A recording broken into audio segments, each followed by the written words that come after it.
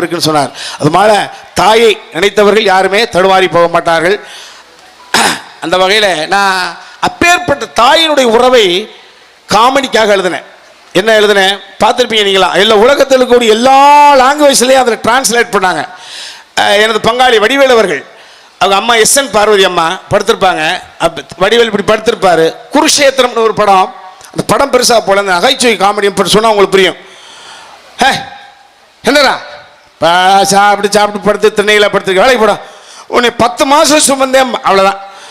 என்ன 10 மாதம் சுமந்தேன்? உள்ள ஒரே இருட்டு, ஒரு டேபிள் இல்லை, ஒரு லைட் இல்லை, பிறண்டு படுக்க பெஞ்ச் இல்லை, பேச்சு துணைக்கு ஆள் இல்லை, குந்து இப்படியே கிடந்தேன். நீ நல்லா கொய்யால ஃபுல்லாக சாப்பாடா உள்ள தட்டினா வளைகாப்புன்ற பிற வளைகாப்பு சேலைகள் எப்படி சொன்னோன்னே அந்த தாய் கோபப்படணும்ல. ஐயோ என் பாருடி, என் பொய்யன் எப்படி பேசுது.